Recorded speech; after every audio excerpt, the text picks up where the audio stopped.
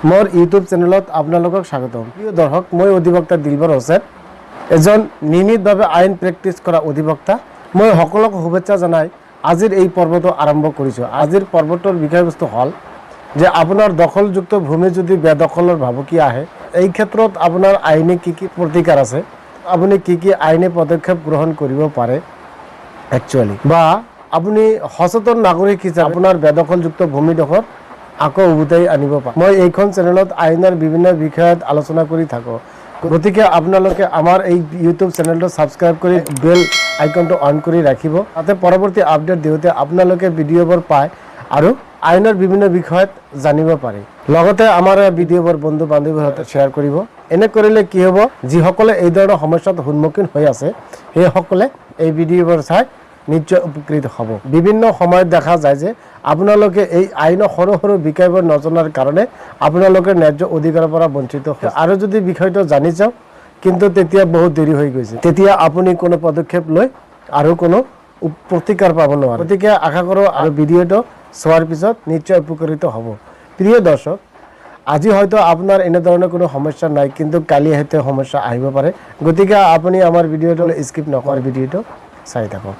তেন্তে আজিৰ বিষয়বস্তু বা আলোচনাৰ বিষয়বস্তু হ'ল যে আপোনাৰ দখলযুক্ত ভূমি যদি বেদখল হৈ গৈছে, বা আপোনাৰ দখলযুক্ত ভূমি যদি বেদখল হোৱাৰ সম্ভাৱনা আহিছে বা ইংগিত পাইছে, এই ক্ষেত্ৰত আপোনাৰ আইনে প্ৰতিকাৰ কি আছে, আপুনি কি আইনৰ মাধ্যমে এই ভূমিডোখৰ আকৌ আপুনি কি পদক্ষেপৰ মাজতে আপোনাৰ বেদখল হোৱা ভূমিডোখৰ আকৌ উভতাই আনিব পাৰে, আপোনাৰ দখলযুক্ত ভূমি বেদখল হোৱাৰ হুমকিৰ পৰা বা ভাবুকিৰ পৰা আপুনি ৰক্ষা পাব পাৰে।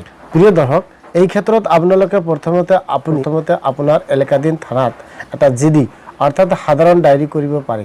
ইয়াৰ উপৰি আপুনি ফৌজদাৰী কাৰ্যবিধিৰ 107 ধাৰাত নিৰ্বাহী মেজিষ্ট্ৰেটৰ আদালতৰ বৰাবৰত আপুনি মামলা দায়েৰ কৰিব পাৰে।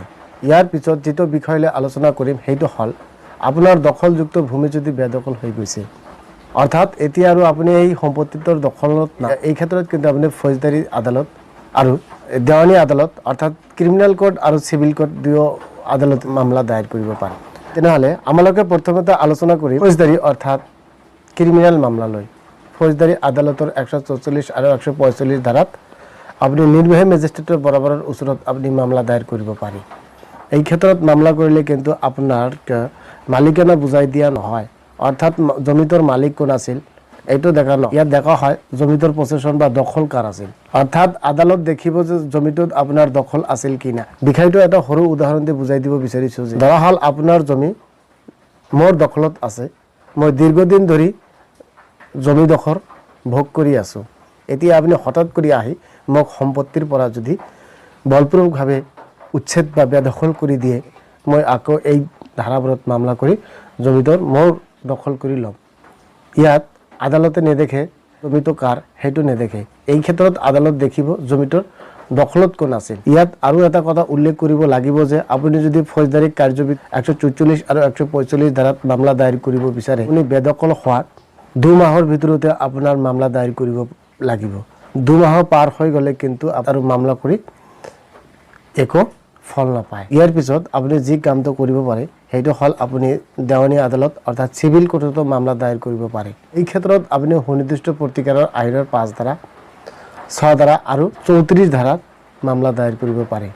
That means if you illegally dispossession from your property, then you can file a civil suit under section 5, 6 and 34 of the Specific Relief Act of 1963. এতিয়া আমালোকক সৰ্বপ্ৰথমতে আলোচনা কৰিম সুনিৰ্দিষ্ট প্ৰতিকাৰ আইনৰ অৰ্থাৎ স্পেচিফিক ৰিলিফ এক্টৰ 6 ধাৰাৰ মামলা লৈ। প্ৰিয় দৰ্শক, আপুনি যদি স্পেচিফিক ৰিলিফ এক্ট অৰ্থাৎ সুনিৰ্দিষ্ট প্ৰতিকাৰ আইনৰ 6 ধাৰাত মামলা কৰিব বিচাৰে, তেন্তে আপুনি সম্পত্তিৰ পৰা বেদখল হোৱাৰ 6 মাহৰ ভিতৰত আপোনাৰ মামলা দায়েৰ কৰিব লাগিব।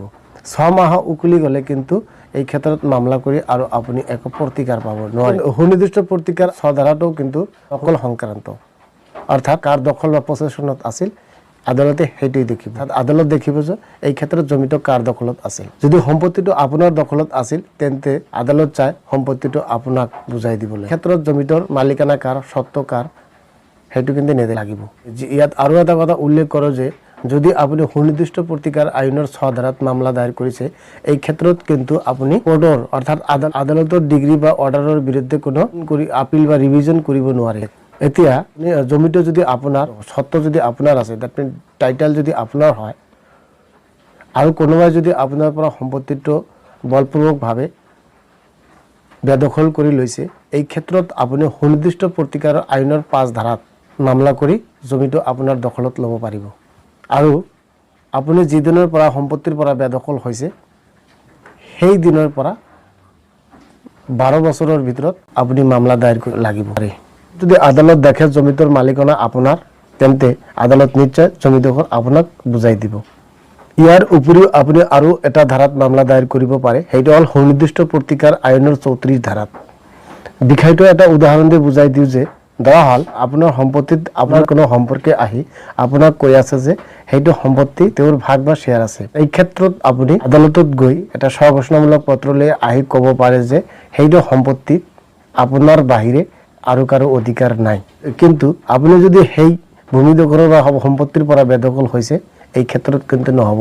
এই ক্ষেত্ৰত আদালত দেখিব যে আপুনি স্পেচিফিক ৰিলিফ এক্টৰ অৰ্থাৎ সুনিৰ্দিষ্ট প্ৰতিকাৰ আইনৰ 6 ধাৰা বা 5 ধাৰাত কোনো মামলা দায়েৰ কৰিছে নে নাই। প্ৰিয় দৰ্শক, অতি সহজ সৰলভাৱে আজিৰ বিষয়টো অলপ আলোচনা কৰি আশা কৰোঁ ভিডিঅ'টোৰ মাধ্যমত আপোনালোকে নিশ্চয় উপকৃত হ'ব। পৰৱৰ্তীত যদি আপোনালোকৰ কোনো ধৰণৰ সমস্যা থাকে, এই ক্ষেত্ৰত আপোনালোকে কমেণ্ট কৰিব। মই বিষয়টো বিস্তাৰিতভাৱে ভিডিঅ'ৰ মাধ্যমত আপোনালোকক জনাম। থেংক ইউ ফৰ ৱাচিং। জয় আই অল।